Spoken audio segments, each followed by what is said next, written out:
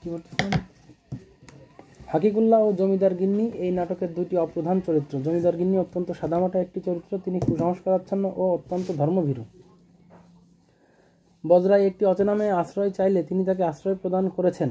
মেয়েটির দুঃখের কাহিনী জেনে তিনি ব্যথিত হয়েছেন। আবার যখন জেনেছেন মেয়েটি একজন পীরের পালিয়ে আসা স্ত্রী, তখন তিনি তাকে ফিরিয়ে দিতে চেয়েছেন। তিনি উপলব্ধি করেছেন এ বিয়ে অন্যায়, কিন্তু পীরের অভিশাপের ভয়ে তিনি ভীত থেকেছেন। আবার ছেলে ও পীরের মুখোমুখি অবস্থান নিলে তিনি পীরের পক্ষ নিয়ে নির্ঝঞ্ঝাট থাকতে চেয়েছেন, কিন্তু ছেলেকেও শক্তভাবে দমন করতে পারেননি। তার মধ্যে বাঙালি চিরায়ত মায়ের প্রতিমূর্তি ফুটে উঠেছে। হাকিকুল্লাহ পীরের ধামাধরা। হাকিকুল্লাহকে পীরের ধামাধরা একটি ব্যক্তিত্বহীন চরিত্র। ঠিক আছে, সে বহিপীরের সহকারী। নাটকে সে মূলত পীরের আজ্ঞা পালন করেই চলেছে। নাটকটিতে প্রতিফলিত সমাজ চরিত্র থেকে বোঝা যায় নাটকটির সময়কাল 19 শতকের শেষ ভাগ বা 20 শতকের সূচনা লগ্ন। নাটকে দেখা দেয় জমিদার হাতেম আলী সূর্যাস্ত আইনে তার জমিদারি হারাতে বসেছেন। সূর্যাস্ত আইন প্রণীত হয় 1793 সালে এবং এই আইনে জমিদারি হারাতে থাকে এই সময় পর্যন্ত। কোন সময় পর্যন্ত?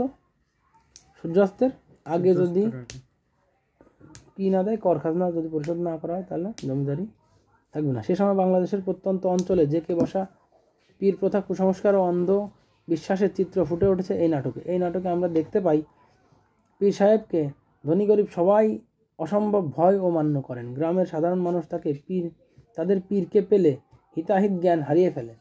তার সেবা করার জন্য পাগল হয়ে যায়। ধন সম্পদ থেকে শুরু করে নিজের কন্যাকে পর্যন্ত তারা দান করে। নাটকটি বাঙালি মুসলমান সমাজে প্রচলিত পীর প্রথার একটি বিশ্বস্ত দলিল। কিন্তু নাটকটি শেষ পর্যন্ত আমাদের আলোর পথ দেখায়। এই অবস্থা বদলানোর সংকেত প্রদান করে। নাটকটির দুটি প্রধান চরিত্র হাশেম আলী ও তাহেরা এই ব্যবস্থা ভেঙে বেরিয়ে আসে। কুসংস্কার, অন্ধবিশ্বাসের স্থানে মানবিকতার জয় হয়। অপরাপর চরিত্রগুলোর মধ্যেও যৌক্তিক মানবিক বোধ জাগ্রত হয়। নাটকটি এভাবে মানবিক জাগরণের দৃশ্যকাব্য হয়ে ওঠে। এটা অফ করে দাও।